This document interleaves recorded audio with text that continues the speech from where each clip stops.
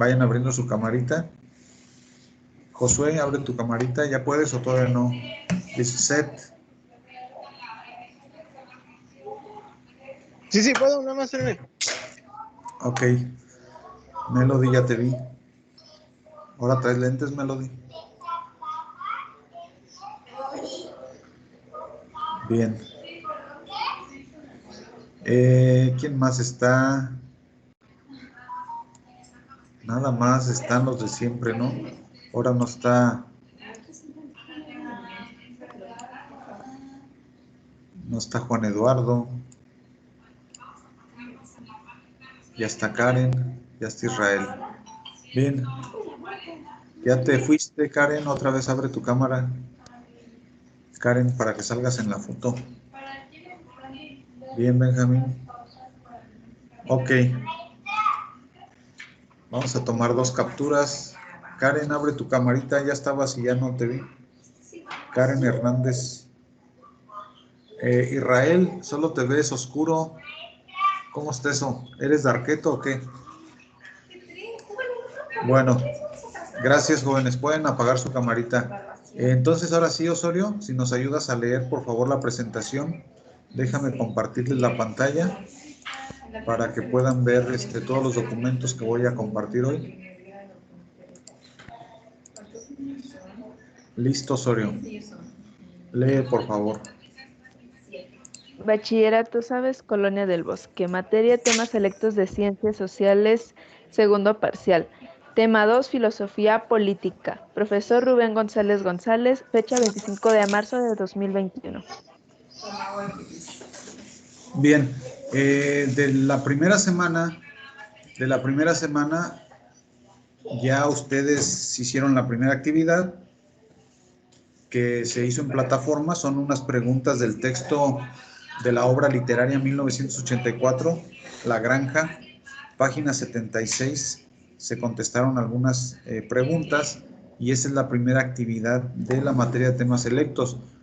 Hoy vamos a dejar nuestra segunda actividad. Nada más recordamos un poquito lo que vimos en la primera semana para no perdernos.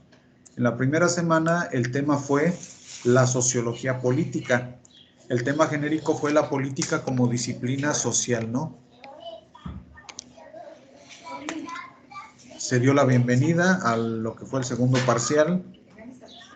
Se compartieron los criterios de evaluación y se vio un video de YouTube. El alumno analiza el video en casa y elabora un esquema de 3 llaves. No se hizo Déjenme ver si el video es necesario. Permítanme tantito, porque se dejó más bien la actividad de la plataforma.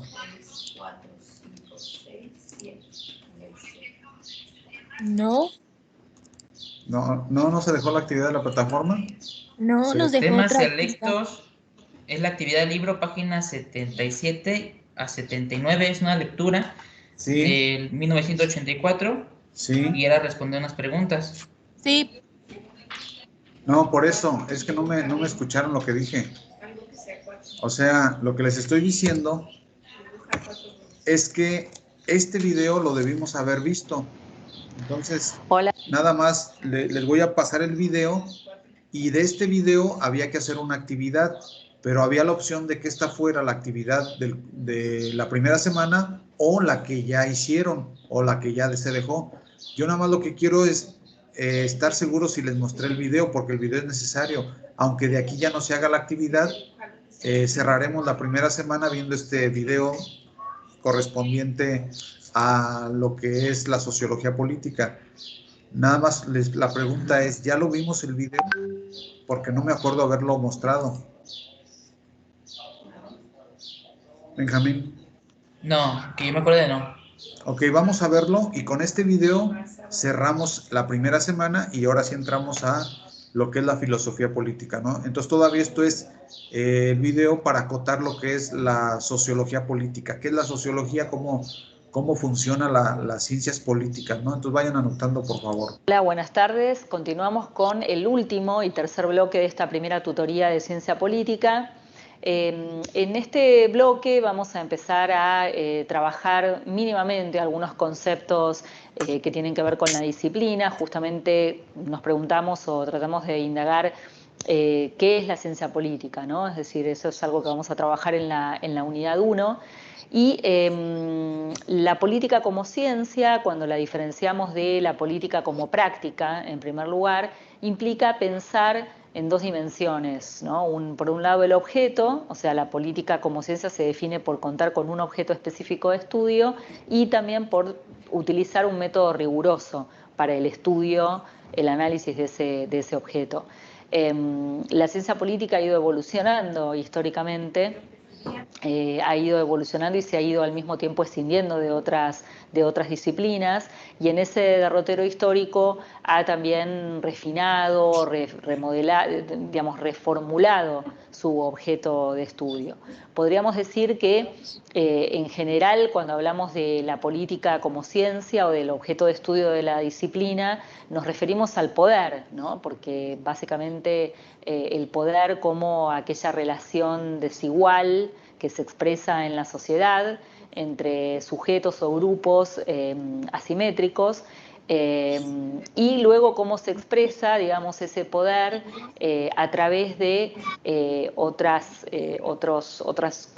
conceptos, otras categorías analíticas, como pueden ser el Estado, y ya más contemporáneamente, digamos, dentro de lo que es la ciencia política, el estudio de las instituciones y de los actores, ¿no? De los procesos políticos que los analizamos o los vemos a través de las instituciones, ¿no? Es decir, cómo las relaciones de poder se van manifestando y articulando en el Estado, en otras instituciones como pueden ser el gobierno, y el rol que estas instituciones cumplen también en condicionar o pautar también el comportamiento de los actores políticos y sociales.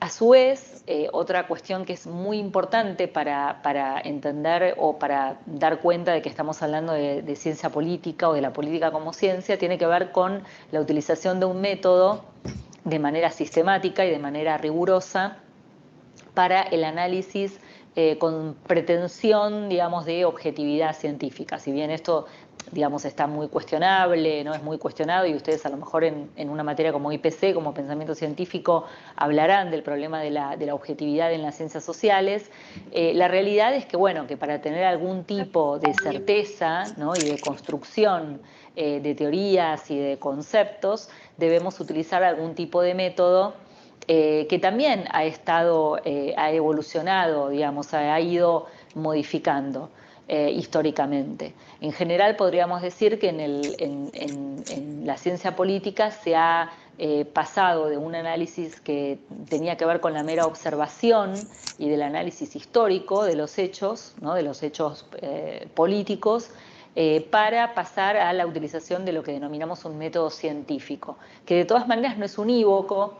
Existe también división dentro de lo que es la comunidad científica, la comunidad politológica, entre aquellos que, por ejemplo, utilizan un método cualitativo del método, por ejemplo, cuantitativo o estadístico. En general, esto no tiene que ver con meras preferencias de los investigadores, sino que tienen que ver con las preguntas que nos hacemos, ¿no? Con la pregunta de investigación y también muchas veces con la disponibilidad de los datos, de la información. En general, por ejemplo, cuando utilizamos un método estadístico o cuantitativo, nos basamos en un gran número de datos, ¿no? Para distintos valores asignados a diferentes variables, para contar con un número de observaciones bastante grande, bastante importante, con el objetivo de arribar a lo que llamamos generalidades, ¿no? Es decir, o definiciones o conclusiones generales. Mientras que los estudios cualitativos siempre se basan en un menor número de casos, pero se trabaja mucho más en profundidad, en la obtención y en la disponibilidad de información de cada uno de esos casos, ¿no? Por ejemplo, si yo estudiase las democracias de América Latina y quisiera estudiar, por ejemplo, los procesos de transición a la democracia, o el surgimiento de determinados partidos políticos en diferentes países de América Latina, bueno, a lo mejor ahí es necesario la utilización de lo que se llama un método cualitativo, que cuente con algún tipo de información también de naturaleza o de tipo histórica. Este tipo, digamos, de utilización de método y de la definición de su objeto, en el caso de la disciplina, de la formación de la ciencia política, también tiene que ver con la escisión histórica que se ha producido respecto de otras disciplinas, ¿no? Cuando hablamos de ciencia política, hablamos también de una disciplina autónoma. A lo mejor, a veces en la secundaria, yo recuerdo cuando estudié en la secundaria, que también veía algo de ciencias políticas y sociales, siempre incluso tenía la idea de que la ciencia política, y así me lo habían incluso explicado, era como un poquito de sociología, un poquito de historia, un poco de derecho, como que era un mix de diferentes cosas, ¿no? Y en realidad no, en realidad justamente cuando empezamos a estudiar ciencia política, una de las cuestiones fundamentales que aprendemos es que la ciencia política es una disciplina autónoma por contar con ese objeto de estudio propio y delimitado y con la utilización de un método riguroso, pero que esto fue evolucionando históricamente porque implicó una separación de otras disciplinas que están relacionadas, con las que la ciencia política conversa, podríamos decir, pero de las que se diferencia. Así podemos hablar de una diferencia con la filosofía, porque la filosofía política, por ejemplo, a la que también estudiamos, nos indicaría que las preguntas fundamentales tienen que ver con el deber ser, por ejemplo, ¿cuál es la mejor forma de gobierno? Esa sería una pregunta más típica de la filosofía política, mientras que la ciencia política se pregunta cómo funcionan los gobiernos en la realidad, en la práctica, ¿no? Cómo, por ejemplo, diferentes eventos pueden afectar el desempeño de un gobierno, ¿no? Una crisis económica o el surgimiento de nuevos actores sociales con nuevos tipos de reclamos. Ese sería un ejemplo de una mirada más científica y empírica distinta de la filosofía. También, por ejemplo, la ciencia política se ha escindido de la historia, ¿no? Y básicamente esto tiene que ver con que la ciencia política se concentra en hechos contemporáneos, en hechos de la actualidad o de una historia muy reciente, mientras que, por supuesto, la historia tiene que ver con el estudio de los hechos del pasado. Esto no significa que la ciencia política no recurra a la historia, sobre todo al método histórico, ¿no? Es decir, para ver cómo esos hechos del pasado pueden haber afectado el presente. También se ha diferenciado del derecho, porque antiguamente la ciencia política en un momento tenía un carácter muy normativo, ¿no? Esto podríamos decir a principios del siglo XX. ¿No? Había toda una tradición muy juridicista de la ciencia política que se estudiaba, que se basaba en la descripción de las normas, por ejemplo, se enfocaba en el estudio del gobierno o de los gobiernos, y lo que hacía era, bueno, básicamente describir cuáles eran las reglas de funcionamiento o la descripción de las constituciones nacionales, por ejemplo. En cambio, lo que hace hoy por hoy la ciencia política es tener una visión mucho más dinámica de esas reglas o de esas normas, porque vemos cómo esas normas o esas reglas pueden afectar el desempeño de las democracias, el comportamiento de los actores políticos, como por ejemplo las reglas electorales del sistema electoral pueden condicionar o afectar, digamos, o formar mayorías o minorías en una determinada elección. Y finalmente también se separa de la sociología, sobre todo por contar con un objeto específico, con un objeto mucho más delimitado de estudio, aunque también puede compartir el método, algunos métodos, como por ejemplo incluso el método estadístico, puede ser un método que comparta, digamos, con la sociología, pero fundamentalmente se separa o se escinde o se diferencia por un objeto de estudio más específico. Bueno, damos por terminado el bloque 3 y también la tutoría de esta primera unidad, así que bueno, nuevamente bienvenidos a la materia y bueno, ya nos veremos en próximas tutorías. Bueno, en general lo que este video nos presenta es primero que la sociología, o en este caso nosotros también le vamos a llamar las ciencias políticas, tienen un propio objeto de estudio. Decía la maestra que al principio, cuando nace recién las ciencias políticas, solamente observaban, solamente tenían una especie de presencia pasiva. Entonces, el sociólogo, dijéramos, en los años 70, solamente veía, observaba, ¿no?, lo que hacían los gobernantes, solamente analizaba. Pero con el tiempo fue determinando su objeto de estudio, fue determinando su forma de metodología y de trabajo, y se convierte en ciencia, ¿no? Se convierte en ciencia de manera muy concreta, con un método específico. Y ahora la filosofía, la historia, el derecho y la sociología se amalgaman en las ciencias políticas, ¿no? Pero vuelvo a repetir, las ciencias políticas no es filosofía, las ciencias políticas no es historia, las ciencias políticas no es derecho. Sin embargo, se apoyan las ciencias políticas en estas ramas, en estas ciencias, para poder hacer una ciencia independiente. Y si me permiten opinar, a lo mejor no nos queda claro qué es las ciencias políticas o qué es la sociología, a lo mejor no nos queda del todo claro, ¿no? Pues yo te voy a decir una frase que quiero que anotes, Benjamín, y esa frase amalgama lo que es la sociología, lo que es las ciencias políticas. Y la frase dice: cada pueblo tiene a los gobernantes que se merece. Y esa frase aglutina todo lo que son las ciencias políticas. Lo repito, cada pueblo tiene a los gobernantes que se merece. Esa frase, dijéramos que es como la ventana, ¿no?, a través del cual se asoma el sociólogo, a través del cual ve el político. O sea, basta con ver en un país, basta de asomarte a Venezuela y ver qué políticos tiene, ¿sí?, para saber cómo está el pueblo.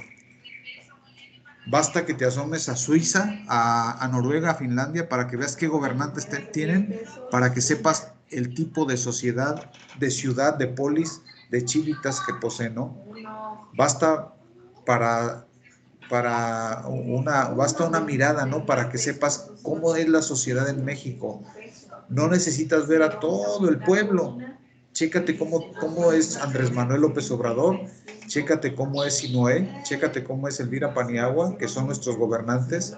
La última es presidente de Celaya, el del medio es gobernador del estado de Guanajuato, y Andrés Manuel es el presidente de la República. Chécate cómo son ellos, si son buenas personas, si son éticas, si son nobles, si trabajan en pro de la sociedad. Entonces el ciudadano mexicano es bueno.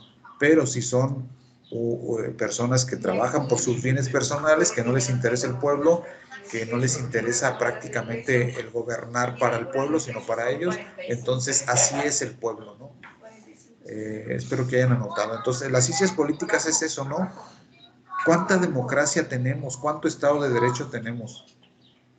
Dime si tenemos Estado de Derecho. Dime si puedes salir con libertad por las tardes o por la noche. Y entonces ese es el reflejo de nuestras ciencias políticas, ¿no?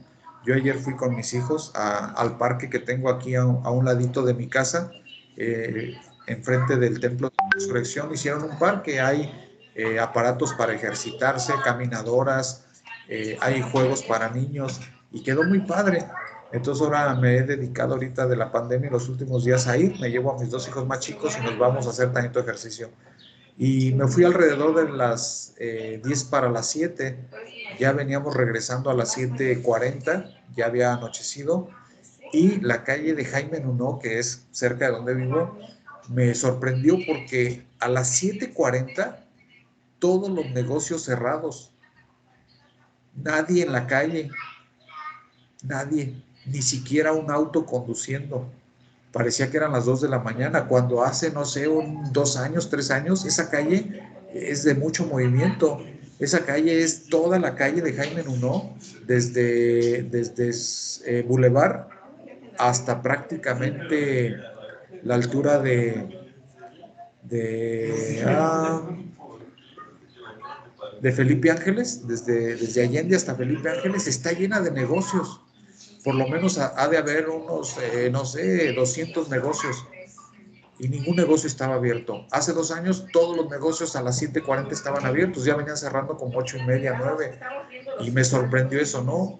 7:40, todo desierto, todo solo, un ambiente terriblemente de inseguridad, ¿no? Y alguien dirá, no, pues es la Rezo, ¿no? Por ahí hay mucho ratero. No, no, no, es un ambiente que se vive en todo México. Entonces, chécate ese ambiente y con ese ambiente nos podemos dar cuenta cuál es nuestra sociología política, ¿no? Cómo es nuestras ciencias políticas, cómo está nuestro Estado de Derecho, cómo está nuestra polis, nuestras chivitas. Y tristemente, yo lo digo, en mi opinión personal, está gravemente dañada la sociedad. ¿Por qué? Porque a la sociedad no le interesa la política, no le interesa, porque creemos que política es algo que solo hablan los corruptos y todo lo contrario. La política debe de ser una ciencia de la cual todos tengan conocimiento y a través del conocimiento de las ciencias políticas todos los ciudadanos ejerzamos nuestros derechos y cumplamos con nuestras obligaciones políticas para mejorar como ciudad. Por eso estamos como estamos. Celaya no sabe de política, Guanajuato no sabe de política, los ciudadanos de México no saben de política, confunden muchas cosas, ni siquiera ejercemos nuestros derechos como ciudadanos, ¿no? Por eso tenemos una ciudad violenta, por eso tenemos una ciudad insegura y por eso estamos viendo esta clase hoy. Esta clase hoy estamos viéndola, hace algunos añitos no había esta clase. En esta clase yo con los alumnos, hace 3 añitos, 4 añitos, yo preparaba una tesis.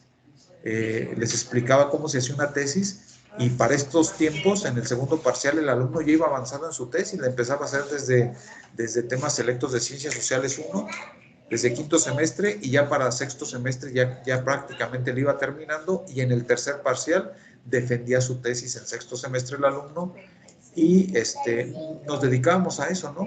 El alumno egresaba y prácticamente ya tenía una tesis completa para poder ingresar a la universidad y en la universidad darle forma, ¿no? Entonces, el estado del arte, la defensa de tesis, los sinodales, ya para el alumno no era nada complicado, de tal manera que esa gente que llegó a trabajar conmigo la tesis en la prepa, ahora comenta, ¿no? Algunos, no, pues yo desde la prepa con el maestro Rubén vi cómo se hace una tesis y ahora en la universidad no me cuesta trabajo titularme, ¿no? Porque ya tengo incluso las nociones de tesis. Eso era lo que trabajamos un poco en temas selectos de Ciencias Sociales 2 hace 3 años. Ahora concretamente es esta parte de la sociología y de las ciencias políticas y pues bueno, también es algo bien importante saber, ¿no? Con esto concluimos el tema 1. El tema 1, no sé si quieras decir algo, Israel, o tú, Lisette, pues que al final tenemos los gobernantes que merecemos y México merece tener gobernantes en este momento así como los tenemos, ¿no? Pero esto puede cambiar si tú mejoras como persona, como sociedad, si te interesa el Estado de Derecho, tener un mundo mejor, al menos una Celaya mejor, lo podemos hacer fácil y con la chueca, pero no cambia de un día para otro porque no tenemos una varita mágica. Cambia, es un proceso, algunos cambios se verán hasta la siguiente generación, pero yo tengo firme mi objetivo, yo soy idealista, yo tengo ideas bien claras, bien firmes de un mundo mejor, una sociedad mejor, y por eso sigo dando clases, ¿no? Por eso nunca he aceptado un puesto administrativo, que me han ofrecido varias veces ser coordinador o ser jefe de centro, y no lo voy a aceptar ni lo aceptaré jamás, porque a mí no me interesa lo administrativo, me interesa la parte de la educación, 100% educación. Yo no tengo ningún interés en ser director general o director regional o coordinador, paso. Yo prefiero estar en la trinchera, educando jóvenes para un cambio en nuestra forma de ser, ¿no? ¿Quieres decir algo, Osorio? ¿Quieres decir algo, Karen? Benjamín, ¿quieres comentar algo? Si no, pasamos al tema 2.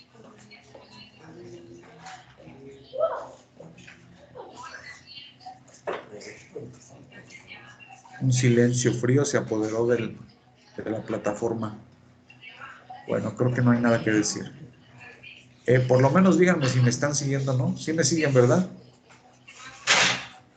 Sí. Ok. Sí. Sí, gracias. Vamos entonces al tema 2. Tema 2, ya leyeron lo que es la presentación. Ahora vamos a ver la filosofía política. Me voy al libro en la página 87. Ustedes que tienen su libro ahí virtual, vamos a ir viendo un poquito, ahora desde el ángulo filosófico, qué nos presenta la filosofía, ¿no? ¿Qué nos presenta la filosofía? Aprovecho para ponerle un poquito de sabor a la filosofía que ustedes están viendo en sexto semestre en el tronco común, y que si se fijan, al menos las materias que yo voy dando, todas están embarradas de filosofía, porque es mi área, ¿no? Esta de temas electos, pues obviamente es una rama de la filosofía. Las ciencias políticas van de lleno con la sociología, con la filosofía, y aparte estamos viendo filosofía. Y la verdad es que para mí es muy grato transmitirles un poco de filosofía, porque la filosofía, a pesar que muchos la demeritan y la desprecian, es la base de todas las ciencias. Muchos no saben, incluso algunos científicos ni siquiera están enterados de esa parte, ¿no? La filosofía es la base de las ciencias, y gracias a la filosofía, pues tenemos las ciencias, ¿no? Como las ciencias políticas. Y bueno, presumiendo un poquito pues de la filosofía, porque es necesario, hemos estado viendo en filosofía algunos mitos. Por ejemplo, ustedes sabrán un poco del mito que vimos, o de la relatoría que se hace sobre el banquete, sobre el amor, ¿no? De las tríbadas, las mujeres que van pegadas, o de los andróginos, ¿no? Los hombres y mujeres que van pegados, o del amor verdadero entre hombre y hombre, ¿no? De los cuales habla Platón en los diálogos. A propósito de todo eso, ayer que desempolvé mi libro, ¿no? Ya tenía rato pues lo desempolvo cada año que vemos estos temas. Mientras tanto ahí se queda guardado. Yo ya no lo leo porque yo ya lo leí en su momento. Tengo algunos tomos, no tengo el de Aristóteles también.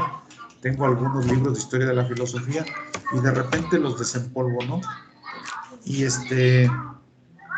ayer por la noche, leyendo un poco sobre algunos de los diálogos que de repente no recordaba, no tenía bien presentes, pues estuve revisando el mito de Ojalá lo puedan buscar un poco. El mito de Er. Es un soldado que muere en la guerra, y su cuerpo queda tirado en la batalla, pero no lo recogen luego por la misma guerra. La guerra continúa y ¿Es el todo que lo... va al cielo? Ajá, exactamente. ¿Cómo es que sabes, Israel? Eso sí me agrada, ¿eh? O sea, que sepas algo que no hemos visto, y que sea filosófico, un like, Está en ¿no? la República. Exactamente. ¿Y conseguiste la República? Sí, ya lo leí. Ok, eso es un 10 para ti, ¿no? Un 10 moral. Bueno, miren, eso es para mí algo grato, ¿no? Saber que un alumno tiene la República y ya la leyó. La República son 10 libros, 10 apartaditos, y precisamente en el libro 10 habla del mito de ¿no? Y es un soldado que va a la guerra, en la guerra muere, y junto con los otros muertos compañeros queda ahí tirado, ¿no? Pero lo curioso es que este a pesar de que pasaron 10 días tirados ahí entre el sol, todos los demás cuerpos se ponen putrefactos, se engusanan, se hinchan con el sol y huelen pestilentes. Sin embargo, no. Está como si estuviera dormido, a pesar de estar muerto. Y después de 12 días, los recogen los cuerpos, y el de que está completo, pues obviamente lo velan, lo llevan a una especie como de funeraria y lo velan. Y justamente en el día 12, despierta o resucita, si podemos llamarlo así, o despierta de ese letargo y narra todo lo que vivió en esos 12 días muerto. Describe los cielos, ¿no? Describe cómo es el alma que llega a lo que pudieran ser la gloria o los infiernos. Hay algo muy curioso porque Platón escribe este libro 500 años antes de Cristo, cuando obviamente no existía Jesucristo, no existía el cristianismo, no existía el catolicismo, o sea, no existían nuestras ideas, como ya sabemos, ¿no? Las ideas cristianas sobre el más allá, porque de repente alguien cree que todo lo inventó alguien, ¿no? Sobre el alma y sobre las ideas, cuando no sabemos que casi todas las cosas que hemos analizado ya tienen un fundamento en la filosofía.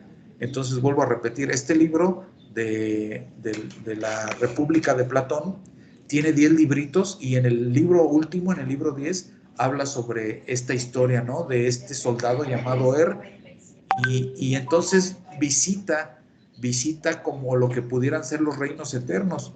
Un poquito la obra de Dante Alighieri, pero esta es del siglo XVI, es decir, 2000 años después de esta obra de Platón, de Entonces a mí la recordé, ya había leído un poco antes cuando estaba estudiando filosofía, pero ya no me acordaba, y la empecé a leer ahí en la noche, bien emocionado, ¿no? Me terminé leyéndola y dije, bueno, ¿cómo de veras el saber filosofía están todas las bases del conocimiento?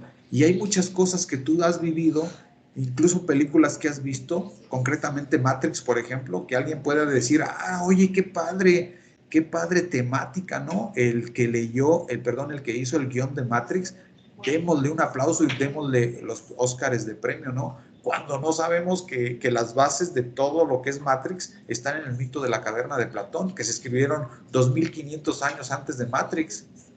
Y como nadie lee filosofía y casi nadie sabe, por eso terminan aplaudiéndole al que hizo la de Matrix, porque piensan que son sus ideas. O El Señor de los Anillos, ¿no? El Señor de los Anillos, dice uno, qué peliculón.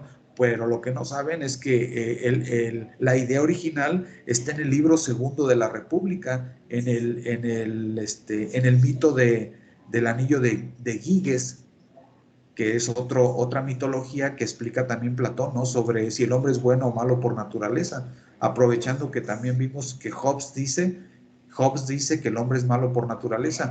Bueno, Hobbes no se la sacó de la manga. Hobbes leyó La República, el libro segundo, donde viene un mito o una mitología sobre el anillo de Giges, y el anillo de Giges no es otra cosa más que alguien que es muy, muy bueno, así como Benjamín, una persona impecable éticamente, disciplinado, estudioso, así como Israel, y le regalan un anillo, pero el anillo es mágico. Entonces le ponen el anillo, y cuando le ponen el anillo desaparece, se hace invisible. Fíjate, esa historia, vuelvo a repetir, la narra Platón hace 2500 años, y luego se hace una peliculilla del Señor de los Anillos que tiene un poco que ver o mucho que ver con esta obra, y le aplaudimos al Señor de los Anillos y decimos, oye, qué genial. ¿Qué pasó, profesor? Esa es una historia muy larga, El Señor de los Anillos. Se remonta a muchos libros. No tiene mucho que ver realmente. Sí, estoy de acuerdo contigo, pero si te fijas, ese remontarse a muchos libros, pues es un compendio, dijéramos, de ideas ancestrales, concretamente de ideas filosóficas. Entonces, no es nada nuevo en realidad. Dice el Eclesiastés, es que bajo la luz del sol no hay nada nuevo. Todo lo que nos presenta Hobbes o Marx o el maestro Rubén realmente es el bagaje cultural que hemos absorbido. Pero lo interesante aquí no es saber lo que dice el maestro Rubén, sino de dónde lo saca. En este caso, por eso siempre hay que tener las fuentes, ¿no? Y a mí me da gusto que Israel, bueno, al menos Israel ya tenga la república. Ojalá también consigas el Fedro. En el Fedro se nos explica, por ejemplo, el mito del carro alado, ¿no? Que también es una mitología de los diálogos de Platón, pero es otro libro diferente.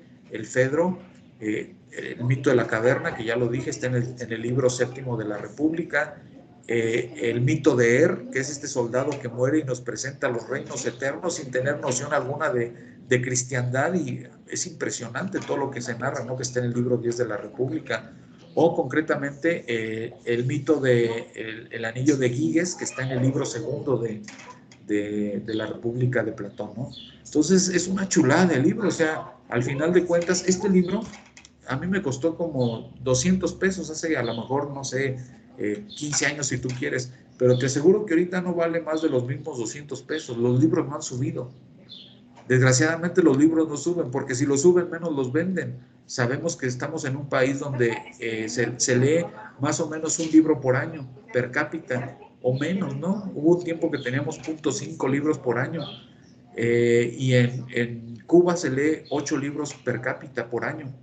Entonces, por eso no suben los libros. Compren todos los libros que les recomienden, cómprenlos, devoren libros. Y de esa manera podemos cambiar nuestra sociedad a una sociedad política en Estado de Derecho y mejor, ¿no? Bueno, felicidades Israel, sigue por ese camino. Pues otra vez, ¿no? Volvemos a empezar. Entonces ya estamos en la sociología política. Me voy al libro. Ya les presumí un poquito de la filosofía que obviamente va relacionada con esta materia de ciencias políticas, que va relacionada con estética, con la lógica y con prácticamente toda la ciencia, ¿no? Me voy al libro ahora sí, y la filosofía política. ¿Me ayudas, Benjamín, por favor? La filosofía política es una disciplina que se desprende de la filosofía, la madre de todas las ciencias, tanto sociales y naturales como de las humanidades. Mientras la filosofía estudia todo y cada uno de los campos del conocimiento y reflexiona sobre el origen de la naturaleza, la sociedad y el pensamiento, la filosofía política pone en el centro de su estudio el origen del poder, la convivencia de un gobierno y no de otro, así como la forma en que los gobiernos se pueden organizar. La filosofía política es tan importante que sentó las bases de la actual organización política.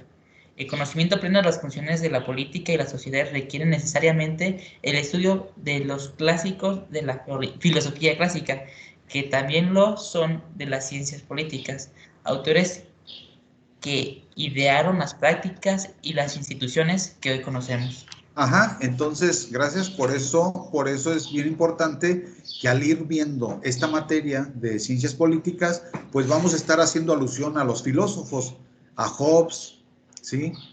Vamos a estar haciendo alusión a Platón, a Aristóteles, a Sócrates, a Jean-Jacques Rousseau, y si te fijas, a la par los vamos viendo también en filosofía. De hecho, así están la retícula, las materias así están pensadas, ¿no?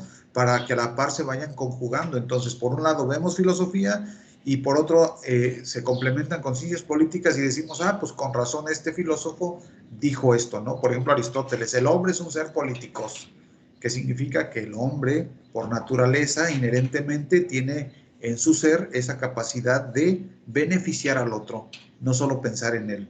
Por eso nos lleva a creer y a determinar que el hombre es bueno por naturaleza y no como dice de alguna manera Thomas Hobbes, que dice que el hombre es malo por naturaleza, o como dice el mito del anillo de Giges en el segundo libro de la República, que dice que el hombre es malo por naturaleza, porque no les terminé de contar. Entonces le dan un anillo.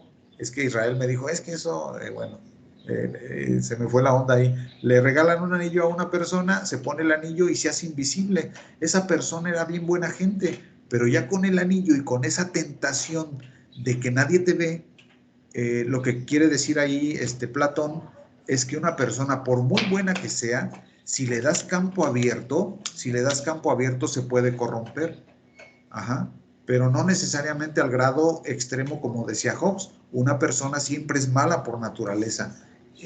Más bien Platón, 1000 años antes, 2000 años antes, dijo en la República, que es un librazo, ¿verdad? Uno de las obras más suculentas que existen de filosofía, y concretamente en el libro segundo habla sobre esta anécdota, ¿no? De este chico que al tener el anillo y a pesar de ser bien ético, comienza a degradarse, comienza a caer en ciertos errores éticos, ¿no?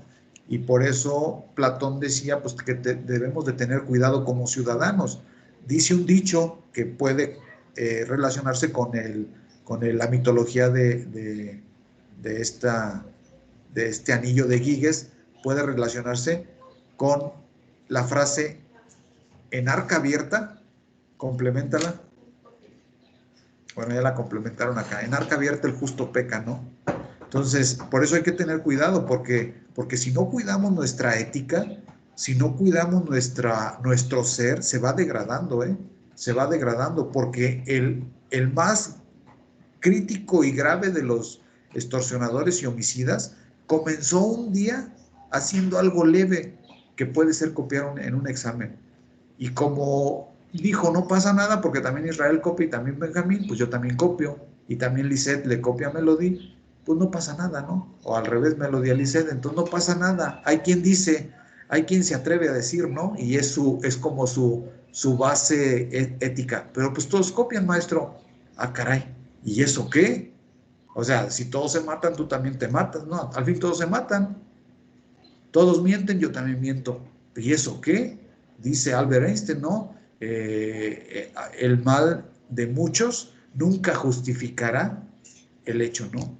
Pues es que todos lo hacen, por eso yo también lo hago. Ah, pues mira qué menso, ¿no? Porque al final de cuentas, lo más importante como humanista, como persona, como intelectual, es mantenerte firme en tus ideales. Que el otro roba, pues que robe, que el otro copia, pues que copie, ¿no? Yo sé que no debo de copiar y yo me mantengo firme a mis ideales, ¿no? Entonces, pues muy, muy, muy necesario y muy interesante.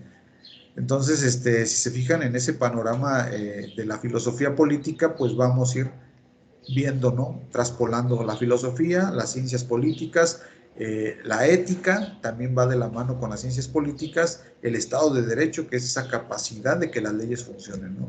Y por ahí va todo de la mano, siempre de la mano. Entonces, así como ya están, ahora sí, verdaderamente, aunque sea un grupo mínimo, ¿no? En este momento tengo a Cárdenas, Cervantes, Martínez, Montaño, Ortiz y Osorio. Son 6 de como, no sé, como 18 de humanidades, pero estos seis van a ser esa fuerza ética en la sociedad, no de cambio. Ellos son los que pueden cambiar a la sociedad, ¿no? Y por ellos, con sus bases firmes y con sus ideales sólidos y con su ética inquebrantable, pues serán los soldaditos que lucharán allá afuera por un mundo mejor, y ya desde la trinchera lo están haciendo, ¿no? Yo estoy seguro que se lo creen, no estoy, yo no estoy bromeando, yo nunca estoy pensando, les voy a lavar el coco, no a ver qué resulta, ¿no? Esta es la verdadera forma de vivir. Esta es la verdadera forma que propuso hace 2500 años Sócrates, ¿no? El ser honesto, el decir la verdad, el hacer todo por la derecha. Precisamente en el libro de la República, en el libro 10, donde ahorita comentábamos Israel y yo, este señor que es soldado, se muere y ve que hay unos hoyos arriba en el cielo por donde baja gente, y hay unos hoyos abajo por donde también sube gente, pero se va dando cuenta que los que vienen de arriba y van saliendo de ese hoyo que está en el cielo, llegan bien perfumados y huelen rico y están bien contentos, ¿no? Y los que vienen de abajo salen llorando y cuentan todo lo que vivieron allá abajo, ¿no? Toda la pudredumbre que hay allá abajo, y donde están los homicidas, donde están los mentirosos, donde están la gente descarada que no ha sido buena. Y fíjate, esas concepciones las tenían los filósofos de hace 2500 años, sin necesidad de un cristianismo y sin necesidad de una religión judeocristiana, para que veas que el asunto del alma es más trascendente que lo que pudiéramos pensar, ¿no? O sea, hay quien dice, pues tú crees en el alma porque eres católico, qué chiste, porque eres testigo de Jehová. Oye, pero si Platón habló 2500 años antes de nuestra era, ¿no? De estas cuestiones del alma, entonces algo ha de haber verdadero, de que el alma no se acaba con la muerte, sino que trasciende, ¿no? Entonces todo ese bagaje cultural que tenemos en los grandes filósofos, pues hay que aprovecharlo, porque al final si nadie lo lee, pues de qué sirve, ¿no? Ahí se pierde en la nada, ¿no? Y más que ahorita, bueno, están en sexto semestre, en el momento culmen de su formación intelectual. Ya luego viene la información especializada en la universidad, ¿no? Entonces, hasta dentro de 2 meses estarás formándote de manera universal, ¿no? En los aspectos más interesantes de la intelectualidad. Ya después vendrás y te especializarás en algo concreto, ¿no? En la abogacía o en el derecho. ¿Me sigues ayudando, Benjamín, por favor? ¿Qué opina Aristóteles sobre esta ciencia de ciencias políticas? Adelante, Benjamín. Para el griego Aristóteles, que nació en 384 antes de Cristo a 322 antes de Cristo, recordando que pues, el tiempo se hacía hacia abajo porque se acercaba al cero. No cabía duda, el hombre es un animal político. En el siglo IV antes de nuestra era, este filósofo, uno de los filósofos más lúcidos de la antigüedad, entendió que, a diferencia de los animales que también se organizan en sociedad, los hombres poseíamos la palabra, ese elemento que hace evidente lo provechoso y lo nocivo, lo justo y lo injusto. Mediante la palabra, el hombre expresa lo bueno y lo malo, y es justo la participación común de estas percepciones, lo que constituirá la familia y la ciudad o polis, que según él es por la naturaleza interior de la familia y cada uno de nosotros. Mediante la palabra del hombre expresa el poder y lo organiza. Al fin de cuentas, la política interviene en todos los ámbitos de la vida, en tanto el hombre es un ser social porque es un ser político. Síguele. Ok.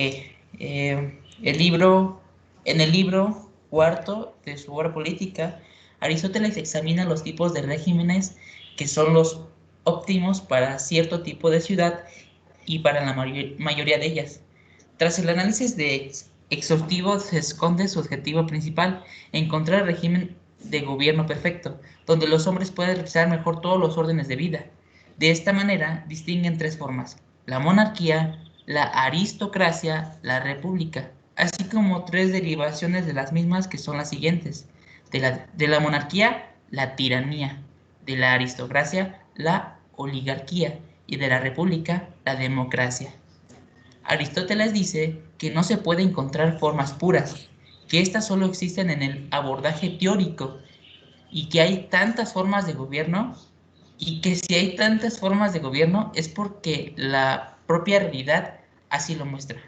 Bien, entonces fíjense, bueno, ya Aristóteles hace 2400 años, en uno de sus libros, ¿no? El Organón de Aristóteles, el libro cuarto, habla de que solamente hay 3 tipos de gobiernos desde hace 2400 años, no hace 500 ni 600, no, desde hace un montón de tiempo.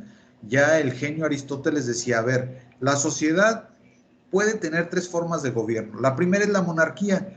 ¿Qué es la monarquía? Bueno, monos viene del latín uno y kratos o la palabra anarco, que significa gobierno. Entonces, el gobierno en manos de uno solo. A ese le ponemos la corona y le vamos a llamar rey. Entonces, monarquía, anoten en el cuaderno, es darle a una persona, a una sola persona, de ahí viene monos, a una sola persona darle el poder. Y esa persona se le llama rey o monarca o majestad. Entonces, hay que tener cuidado porque si esa persona a la que le diste el poder se corrompe, el gobierno monárquico se convierte en tiranía. Entonces, ¿cuándo hay tiranía? Cuando el rey se hace malo. Cuando elegiste mal y el rey se hace malo. Luego, la segunda forma de gobierno es la aristocracia. Aristos viene del griego también y significa ricos. Y kratos del griego también y significa gobierno, ¿no? Acá dije monarquía, monarquía viene del latín Uno y narquía es gobierno. Entonces, de latín, uno gobierna, y aristocracia del griego, kratos es gobierno, aristos es ricos, los ricos gobiernan. Entonces, mucha gente no está de acuerdo en que los ricos gobiernen, pero también hay sus beneficios y sus grandes ventajas de que sean los ricos, ¿no? Hay quien incluso hace una crítica. Imagínate a alguien que siempre tuvo hambre y que de repente tiene mucho dinero y nos va a gobernar, pues sería crítico, ¿no? Digo, yo no digo que todos los que han sido o hemos sido pobres vamos un día a ser avariciosos por tener algo, pero digo, el que nació de cuna rica, toda su vida ha tenido y le sobra, pues no tendrá esa como idealización de querer más, ¿no? Bueno, sería como una lógica natural. Pero el aristócrata, es decir, el rico que tiene el gobierno, puede caer en un problema de gobierno que se le llama oligarquía. Es decir, que oli significa unos cuantos, que unos poquitos tengan el poder y el pueblo no tenga el poder. O sea, la aristocracia cae en oligarquía y vuelvo a repetir, unos cuantos, oli significa unos pocos, tengan el poder. Y por último, la que yo considero es la mejor forma de gobierno sería la república. Una república es cuando hay un presidente y dividimos en estados para no hacerla tan complicada, sobre todo cuando los países son grandes. Entonces cada estado tiene autonomía, cada estado tiene un gobernador, pero hay un presidente nacional que rige a los gobernadores, pero a su vez les da la libertad para que legislen, ¿no? Y de esa manera se convierte en una de las formas más viables de gobierno. Pero si la república cae en ese extremo, se convierte en democracia. Es decir, eh, le damos tanta fuerza al pueblo que llega un momento, demos significa pueblo y kratos gobierno, llega un momento en que el presidente ya no gobierna, o sea, sino es el pueblo, ¿no? Y también eso es peligroso porque imagínate, somos 117 millones de mexicanos y los 117 millones gobernamos, pues al final, gobierno de muchos, responsabilidad de nadie, ¿no? O sea, sería todo un problema, ¿no? Por eso también debe de ser todo en su justa medida. O sea, sí, en la República el pueblo tiene el poder, por eso se hacen las comisiones para que se vote, se hacen los comicios, perdón, las urnas, y se vota en un día específico, ¿no? Y elegimos a quién queremos que nos represente como diputado, senador, presidente, gobernador, etcétera. Pero también puede llegar al vicio de que el pueblo sea quien quiera con una facilidad quitar y poner y quitar y poner a través del plebiscito o a través de lo que son los golpes de Estado, ¿no? A ver, entonces, como ya no nos gustó este presidente, a los 2 meses de que lo pusimos, lo quitamos con un golpe de Estado, ¿no? Oye, pero espérame, también tenemos que darle la oportunidad a nuestros líderes que ejerzan su gobierno, ¿no? Y bueno, esos son los vicios. Entonces, volvemos a repetir, el vicio de la monarquía se convierte en tiranía. El vicio de la aristocracia, que son los gobiernos de los ricos, se puede convertir en oligarquía, que solo unos cuantos tengan el poder. Y el vicio de la república se puede convertir en el vicio de la democracia, donde el pueblo quiere hacer todo y quiere mandar, ¿no? Quiere mangonear al presidente. Y se supone que no, el presidente es el ejecutivo y él manda y él da la última palabra. Por eso tú lo elegiste, ahora déjalo gobernar. Si no, imagínate, el gobierno quiere hacer algo y el pueblo dice, no, no te damos permiso porque yo soy el que gobierno. Oye, espérame, entonces, ¿para qué me pusiste? Mejor no me hubieras puesto y ya te bolas, ¿no? Entonces, si se fijan, todas las tres formas básicas de gobierno tienen un vicio. Aquí Aristóteles no habla del socialismo y del comunismo, que ya después, con el tiempo, van a ir naciendo y son desviaciones de estas tres formas originales de gobierno. Yo te pregunto a ti, Carla, ¿con cuál te vas? ¿Con la monarquía, con la oligarquía o con la aristocracia o con, en este caso, la república? ¿Con cuál te quedas? No lo sé, profe. Es que todas tienen sus pros y sus contras, pero pues supongo que lo mejor sería que el pueblo escogiera a una sola persona, pero es que no sé, Sí, no me convence ninguna. hay quien critica mucho la monarquía, incluso la han criticado hoy en pleno siglo XXI como una forma de gobierno arcaica y en desuso, desfasada. Pero pues la prueba está en que tenemos reyes todavía y funcionando bien. Tenemos a la reina Isabel en Inglaterra. La reina Isabel encabeza una monarquía de muchos siglos en Inglaterra y funciona como relojito suizo, perdón, como relojito inglés, como el Big Ben, ¿no? O sea, funciona perfectamente. Obviamente tiene su parlamento, no es una monarquía así absoluta y solo la reina, ¿no? Tiene su parlamento, es decir, tiene su mesa redonda con sus ayudantes, ¿no? Que le van aconsejando, ¿no?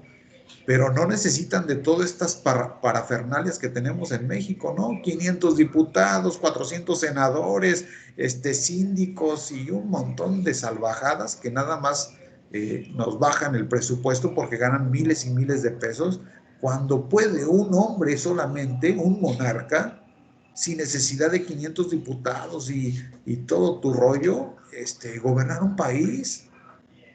Ahí tenemos España, en España también hay reyes. Y no se los inventaron ayer, esto ya tiene 2500 años mínimo, mínimo, porque te estoy hablando que Aristóteles mencionó, y esto ya tenía tiempo, entonces vamos a agregarle otros 500 y ya son 3000 años, que han dado resultados, ¿no? Entonces no podemos decir que la monarquía no sirve, máxime si el monarca es una persona, eso, lo que decía Aristóteles, ¿no? Es un político, es un filósofo. Hay quien va a decir, no puede llegar al gobierno alguien que no sea filósofo. Se ha propuesto muchas veces, ¿no? En muchas culturas y en muchos países que se aprovechen a los filósofos. ¿Por qué? Porque el filósofo obviamente tiene la formación universal, obviamente tiene la ética desarrollada, obviamente tiene las facultades desarrolladas y te va a gobernar con rectitud. Pero la pregunta del millón es que hay que preguntarle al filósofo si quiere. Y muchos te van a decir, ¿sabes qué? Kyle, yo no le hago eso. Y entonces, pues volvemos a la pregunta de siempre. Entonces, ¿quién lo va a hacer? Porque desde abajo es bien fácil criticar al de arriba, ¿no? Y también les comento que la frase de que engloba todo, o sea, cada país tiene al gobernante que merece y también podemos agregar, ¿no? El gobernante que está también está porque el de arriba, el de arriba, el todopoderoso le da y le concede ese poder, ¿no? Entonces también es cierto que nuestros gobernantes por algo están, no están por pura casualidad, sino por causalidad, hablando de las cuestiones filosóficas. Todo en la vida sucede por algo. O sea, tenemos a Andrés Manuel por algo, no es casualidad. Y no es solamente pues que la gente dejó de votar o que algunos votaron mal, ¿no? También es por algo, las cosas se van dando por algo, ¿no? Bueno, interesante, muy, muy interesante, pero ya nada más me quedan 5 minutos porque tengo reunión y me voy a desconectar a las 11:50. Entonces, voy a pasarme en este momento a la plataforma. En la plataforma vamos a realizar la actividad 2 antes de irnos de vacaciones. Les recuerdo que el viernes salimos de vacaciones. Este viernes con los grupos de segundo y cuarto ya les dije que hasta las 12 de la noche, si tienen algún pendiente del viernes, no se vayan de vacaciones si les falta alguna actividad. Entréguenla por favor antes de irnos de vacaciones y ya los 15 días de Semana Santa pues los disfrutan, ¿no? En el recogimiento, en el silencio y en todo lo que tengan que hacer. 80 al 83, política y contestan las preguntas de la lectura del texto. Bueno, aquí está la actividad 2, pero vamos a revisar la plataforma. Ya estoy en la plataforma. Ahora voy a entrar al espacio recursos educativos, aulas virtuales, bachillerato, y voy a entrar a la materia de temas selectos, que me encontré con la sorpresa de que varios de segundo no saben entrar a la plataforma. El día de hoy me di cuenta que varios no saben, nunca han entrado. Yo digo, ya después de casi un año, los de segundo no saben entrar a la plataforma, sí es penoso, ¿no? Temas selectos de ciencias sociales, creo que es este. Este es filosofía. Entonces, temas selectos de ciencias sociales, parcial 2. Y vamos al tema 2.2, que sería la segunda actividad, y dice así.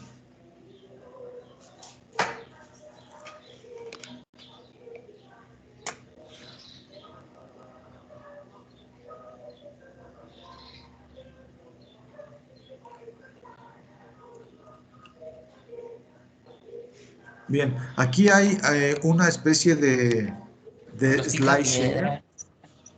¿Perdón? Los picapiedras. Ah, sí. No sé quién está ya con el programa. Hay 4 imágenes. 4 imágenes. El primero dice derecho a la vida y viene una información, viene una imagen en todas. Entonces combina la parte semiológica de los signos con la parte del lenguaje escrito y derecho a la libertad, derecho a la igualdad y derecho a la propiedad. Entonces lo que te pide en la tarea 2 es que elabores una pequeña descripción sobre lo que dice y consideras en la información de cada uno de los siguientes 4 cuadros. Ajá. La descripción consiste en representar o detallar el aspecto de algo o alguien por medio del lenguaje. Entonces, eso es lo que vamos a realizar en la actividad 2, ¿no? Yo les pido, por favor, que vean el video también, que es la filosofía política. ¿Qué es la filosofía política? Ajá. El otro que vimos hace rato, acuérdate que era del tema 1, sobre las ciencias políticas. Este es sobre el tema 2, que es la filosofía política. Entonces vemos el video y hacemos la descripción. Entonces, vemos las 4 imágenes, una por una, y ponemos una portada, ponemos una introducción y ponemos, si quieren, la imagen, y después de la imagen hacen la descripción. ¿Qué es lo que vas a describir? Elabora una descripción sobre lo que dice y consideras en la información de cada uno de los siguientes 4 cuadros. O sea, ¿qué dice la imagen? ¿Qué dice el texto? ¿Y qué opinas sobre lo que dice, no? Haz una descripción. ¿Qué es describir? Es ir narrando con tus palabras lo que se dice y al final haz una opinión crítica, ¿no? Por ejemplo, vamos a leer el primero nada más para que puedan tener una idea clara. El primero dice, derecho a la vida. Este derecho hace que tus ciudadanos vivan con tranquilidad, sabiendo que tienen su seguridad garantizada. Cuidado, si quieres garantizar la seguridad y el derecho a la vida de tus ciudadanos, tendrás que sacrificar algunas libertades. De alguna manera, habrás de asegurar que todo aquel que comete algún acto contra los demás sea castigado, y de alguna manera tendrás que quitarles las ganas a los malvados de actuar contra los demás. Eso dice la ficha técnica y tiene un corazón latiendo, ¿no? Como escudo. Entonces, descripción. En esta imagen se muestra un corazón simulando que tiene vida para decirnos a través de la imagen que tenemos derecho a la vida. Y el derecho a la vida nos da la garantía de vivir en un estado de derecho en general, ¿no? Porque sabemos que el Estado castigará con penas a quien intente quitarle la vida a alguien, ¿no? Incluso desde el seno materno, porque en Guanajuato el aborto está penado, ¿no? Aquí no se ha aprobado el aborto, aunque ya hay 2, 3 estados que sí, aquí no. Entonces eso es lo que vas a ir describiendo, pegas la imagen y describes, haces una descripción de lo que dice la imagen, de lo que dice el texto y de lo que tú opinas. Yo calculo que unos 5 a 7 rengloncitos por cada imagen y al final tu conclusión, ¿no? Esa sería la actividad 2, jóvenes. De mi parte es todo. Abran por favor su cámara, nos tomamos la foto y se pueden retirar. Profe, ¿Te escucho? ¿pegamos la imagen? Sí, hagan una captura de pantalla o si pueden descargarla, la pegan en su panfleto o en su machote de Word, ya tienes la portada, ya tienes, haces tu introducción, pegas una imagen, haces la descripción, pegas otra imagen, haces la descripción y una pequeña conclusión al final, ¿no? Ok, gracias. Acuérdense que hay que subirla antes del viernes, antes de las 12 de la noche del viernes, o sea, tienen todo jueves y todo viernes para que no se lleve nada en las vacaciones. Y en las vacaciones no entren a la plataforma, generalmente va a estar en reparación, la ajustan, le quitan, le ponen. Entonces, olvídense de revisar si ya les revisaron. Yo estaré retomando actividades, regresando inmediatamente para ponerme al corriente de todos los pendientes. Revisaré de aquí al viernes lo que alcance y lo que no regresando. Ustedes no se preocupen, disfruten sus vacaciones y nos vemos regresando. Mañana tenemos clase. Mañana viernes es pregunta. Sí. Tenemos